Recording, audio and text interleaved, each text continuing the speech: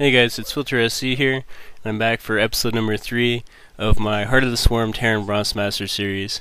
In this particular episode, what we're going to take a look at are what's called building groups, and we're going to kind of show you why they're really important to have, how they can help you kind of deal with pressure, how they can get you back on track to where you need to be, as well as how you can kind of time out your build very easily without having to write down 50 different timings.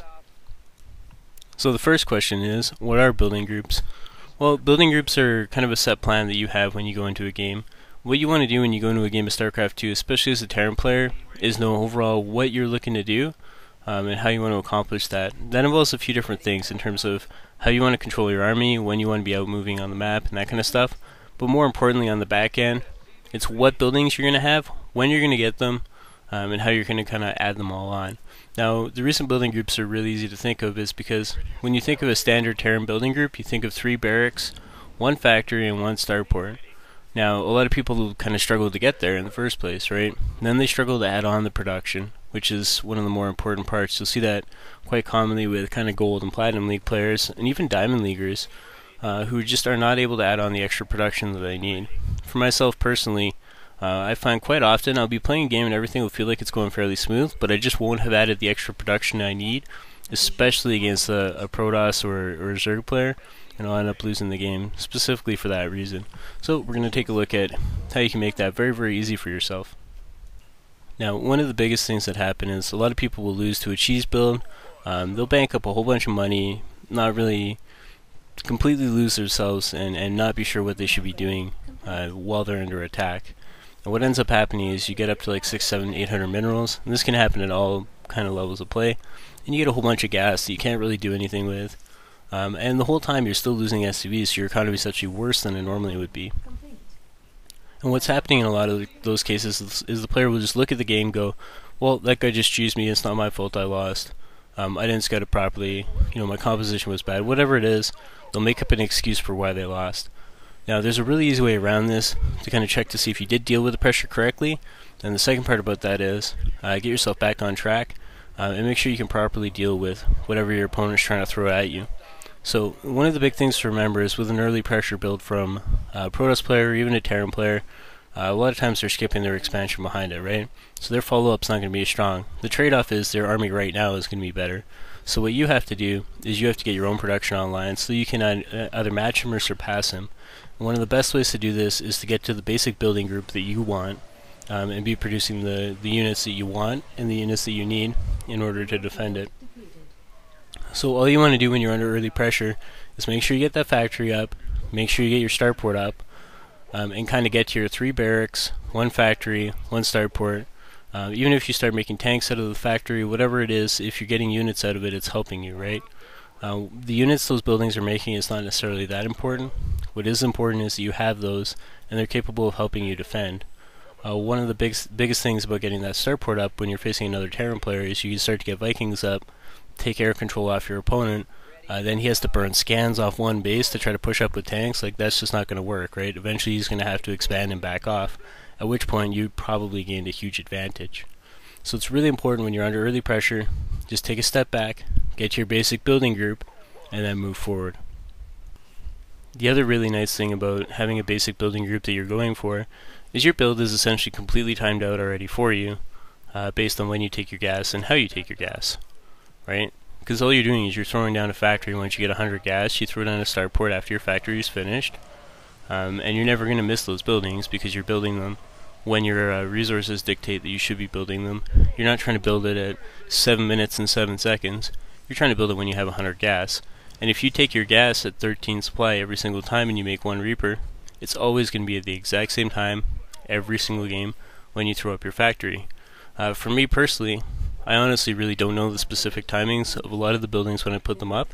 However, when I go back and look at my replays, I can start to pull that information out because it's very consistent, because I simply let my gas time out my build. By doing this, it lets me stay very consistent when I'm putting buildings up, and it lets my life just be really simple and straightforward. I don't have to worry about specific timings and stuff like that. It's probably one of the biggest strengths of the Terran race, because the other races, they can spend their gas on other things, and they really do have to focus on certain timings for when they're building stuff. With Terran, that's not the case. You just use your gas to time out your build, and your build will essentially take care of itself and do it on its own. Alright, so the next thing we're going to talk about is naked racks versus add-on racks. Lately, in a lot of cases, I've been favoring naked barracks because it really lets me spend my gas on things like faster upgrades, even a faster factory and stuff like that. And I can get more barracks up before I start adding the add-ons, and it really lets me swing the game in the right way. So I get the tech lab to get my basic stim pack or combat shield, whatever I'm really looking for. Stim pack's more of I'm getting fast medivacs and I want to be aggressive. Combat shield's a little more I want to be defensive. Combat shield is the better option if your opponent is going to do some kind of really early pressure to you, but then it limits your ability to attack later on anyway. Alright, we're in our AI game now. And it's going to let us kind of practice our build without much pressure. And what we're going to be looking to do here is the 13 gas Reaper expand, which is a build I really like for Terran versus Terran. It has some drawbacks, but it's got some really good advantages. So the drawbacks being that, like, you know, a really heavy early attack is difficult to hold, but not impossible. It's kind of the main one, and the big advantage though is map control. With a Reaper expand like this, your map control and your scouting should be phenomenal. Now, as we're still kind of early on in the stage, we're not going to worry too much about that because we can just out macro everybody. But what we're doing is we're setting ourselves up for later when those things are going to become a lot more important, where our opponent is going to be able to hit a good timing and that kind of stuff. But for right now, we just want to focus on making sure our build is clean. So I'm just doing it against a very easy AI because that'll kind of let me go through it really quickly. And it's a good way to practice because I know I'm not going to get any pressure and I can just kind of go through and make sure my build order is crisp. And I'll worry about crisis management on ladder. So just adding everything to the hockey, making sure everything's looking good. We're at 13 supply here, so we want to get right into our refinery. You see, nice and crisp. And there we go. Perfect timing. Everything's looking great. Now, the really tricky part about this build is getting that 19 supply depot. Because we are delaying it to get our expansion and taking the gas, we're doing it a little bit more greedy than you normally would. It ends up being just a little bit difficult, and we have a small block, but we end up being okay.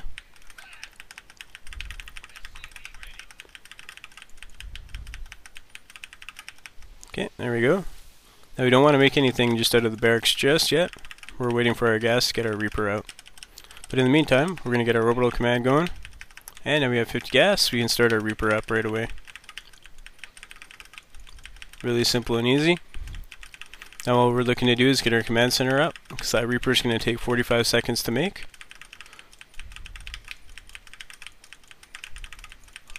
So again, just waiting for the command center. There we go. We're going to have enough money. It's really important that we're fast here. As soon as we hit it, we got it down.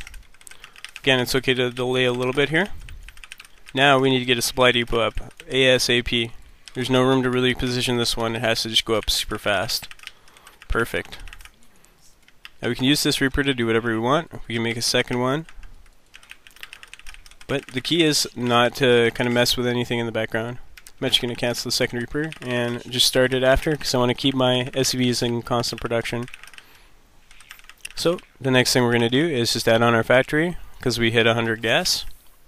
And as we add that factory, we need to take our second gas. Really simple, straightforward stuff.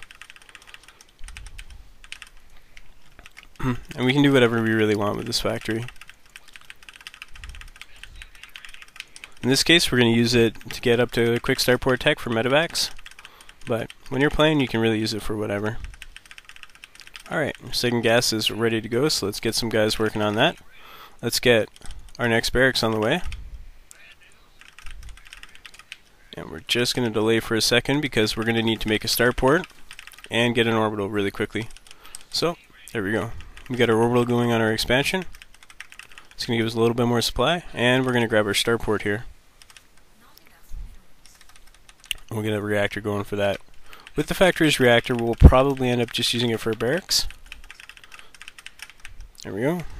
Throw that guy out, and we're going to wait, and we're going to get our stim on the way here in a second. Just get this guy on there. Okay. Let's get the barracks ready to go for this guy, and get this guy lifted off. Now, if at any point in time we saw that we needed to get a bunker, we would be able to do that. You can see I've got Stim Started now.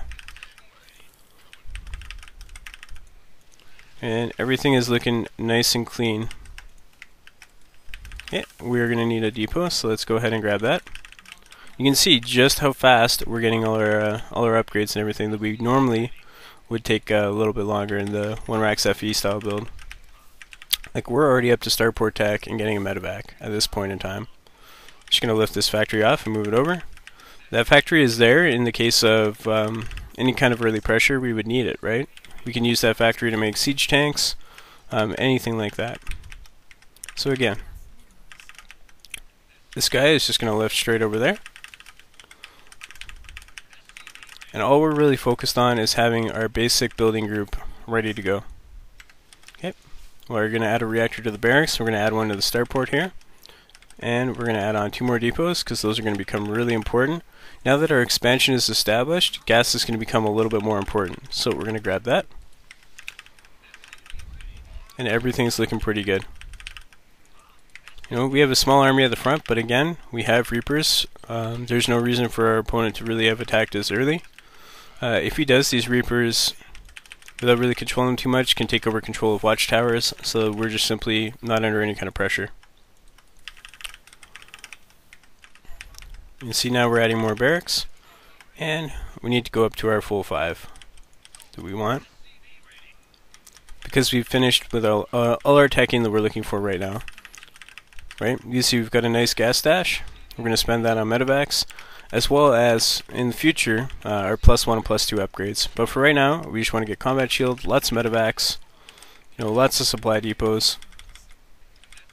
And you're going to see, in 9 minutes, we're going to end up with basically 3 Medivacs, Stim pack finished, and a whole bunch of barracks on the back end. It's actually quite a bit. So we got these 2 guys making depots. We'll get them making an extra pair. And there we go. We got a good looking army. So let's move out.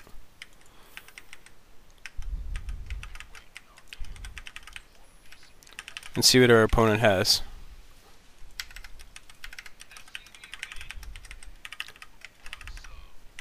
Right, this army is actually very difficult to take. If he's made any kind of macro mistakes on the bottom, we have the potential to do drops, all sorts of fancy stuff.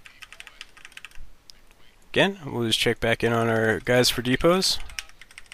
You can see as we're approaching 10 minutes, we're getting closer and closer to 100 food. In this case, it gave me a random Zerg opponent, but that's okay. See, we've got everything coming, so let's bring those guys with our army. And get these guys on their extra depots.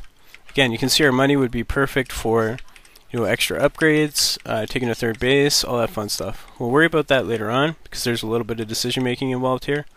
But for right now, we've got this nice little attack we can do. It's going to hit our opponent at a reasonable timing. And everything's going to look good. Now, if you're not comfortable taking a 3rd, what you can do is just add more barracks. Really simple. You know, we've got our 2 guys making depots. Keep them up. You can see our supplies going up. But all we did was time out our build, just with the basic stuff, right? We just let our gas time our entire build. Let's get these guys making. Apparently I wasn't clicking on one guy, so that's why I've only been making 1 depot. But really simple. Simple, straightforward, lots of Marines, you know, Stim combat shield. We'll worry about our +1 a little bit later on. This is just a really easy way to get used to doing this particular build. If you really want to go ahead and practice, you can do it for all the different types of expanse and kind of see how you end up playing it out. And try to do it on your own, but I will go through each one of the different kind of variations of how we can open individually and kind of show you all the different ways to play. Alright, so keeping that in mind, remember that I did this build entirely timed off just the gas and when I was taking the gas. That's how easy it is to link everything together, and it's really important that you kind of link the when you start something else, that's when you add another type of building, right? That's how you're able to really just kind of click right through a build really fast, and it really speeds up the learning process. So with that in mind, let's take a look at our benchmarks. When we're doing this particular style of play, what we want to do is take our refinery on 13 gas, or 13 supplies, sorry. We're going to look to have our command center planted in our main at 3 minutes and 30 seconds. At 4 minutes and 20 seconds, we're already starting our factory. When we start our factory, that's when we take our second gas. So again, we're just linking those two things together. As soon as our factory is finished, which is 5 minutes and 20 seconds, that's when we're going to start up our starport. We're going to take our third gas when we add the reactor to the starport. Now there's a little bit of a trick here because we're simply not going to have enough money in order to fund 2 Medivacs right away. So what you do is you squeeze out 1 Medivac quickly because it's nice to have available if you need it for defense and kind of healing up your units, or if you want to use it in a drops type situation, you can also do that. But after we make that first Medivac, we're going to start up a reactor on our starport. When we do that, we're going to take our third gas. Now for this particular game, our gas is going to build up, but later on, once we start talking about getting your fast +1/+1 and your fast +2/2, that's where that extra gas is going to be spent. So don't worry if your gas gets a little bit high right now. Now, with that in mind, at 6 minutes and 5 seconds, we're going to start Stim. Stim can be started a little bit earlier, but we're going to delay it just a little bit to help get the rest of our tech out, because we don't really need Stim for anything in terms of an early attack or anything like that, because we need to get everything else established. Now, the catch to starting Stim at 6 minutes and 5 seconds is, if your opponent is trying to be aggressive and you know that, that's where you would start Combat Shield. If you're more comfortable starting Combat Shield because it's much better defensively, by all means feel free. But then you're going to have to re-time out when you finish up your Stim a little bit, and it's going to make your attack timing a little bit weaker. Part of the reason we're getting so many Medivacs is so that we can hit with Stim and combat and have a nice little crisp attack here. Now at 8 minutes and 45 seconds, Stim is going to finish, and at 8 minutes and 45 seconds is when you start Combat Shield. At 9 minutes, you're going to look to move out of your base, and once you kind of get to your opponent, that's about when Combat Shield should be finished. So from there, you can just scan your opponent, decide if you want to attack or not. If you can attack and he doesn't have very much and you can kill him, hey, by all means go for it. Otherwise, you're going to have to fall back and just continue macroing up a big army, then you'll be able to take him out. Now, for 10 minutes, one of the easiest ways to do this, if you want to check your replays really fast to kind of see how you were doing overall, is just go check your 10-minute marks. In order to see if you hit all the benchmarks correctly, if you just go to 10 minutes and see that you have all this stuff, you probably nailed every single one of the benchmarks. That being said, if you end up kind of off by a few things in regards to missing units or missing structures, or you're down SCVs, you're down supply, whatever it is, that's where you would go back and kind of review when you put all your structures down. So with that in mind, we want to take a look at our 10-minute marks. Now our 10-minute marks are, we want to have 5 barracks. Because this is typically a Terran versus Terran play, we want 4 reactors and 1 tech lab. We also want to have 1 factory with nothing on it. We want to have a starport with a reactor on it. The next thing is our 50 SCVs. It's really important, man. We got to make sure we have 50. Don't be settling for like 45 or 44. That's really going to start to hurt you later on in the game. As you start to go for more and more upgrades, as you start to take a third base, you're going to find your economy is just not up to par. You need those 50 SCVs. It's really important. We're also going to have 5 Medivacs, which is a lot, but having those 5 Medivacs is really going to help us in any kind of fight that we might engage in.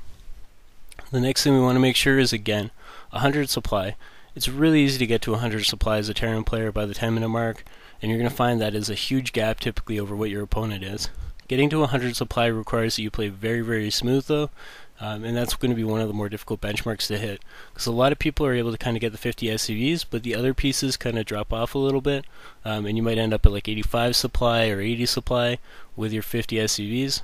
In that type of situation, your actual army is going to be a lot smaller than it needs to be, so it's really important that you're able to hit both of those marks. The last benchmark we're going to talk about here is we want our combat shield at 75% finished, or in the case of Stim will be at about 80% if you went combat shield first. The big key here is you don't really want to attack into your opponent until after combat shield is finished. So make sure you just wait for it. Your Marines will get all their little combat shield upgrade identification on them, and then you can kind of go for your attack here. Alright guys, this wraps up this particular episode of Bronze to Masters. Hopefully you enjoyed it. Hopefully you enjoyed getting a little bit more in-depth with how we're going to play this particular build style out. And in the future, we're going to start talking about upgrades and stuff like that. But for right now, this is a really good way to kind of start up and get yourself used to it. If you want to start making adjustments and going for the upgrades, hey man, by all means, it is very possible to fit in +1/+1 and have it almost finished as you're doing this type of build and still end up with exactly the same benchmarks. I left a little bit of room in that so that I can add that on later on. Hopefully you guys enjoyed this, and I will see you guys next time.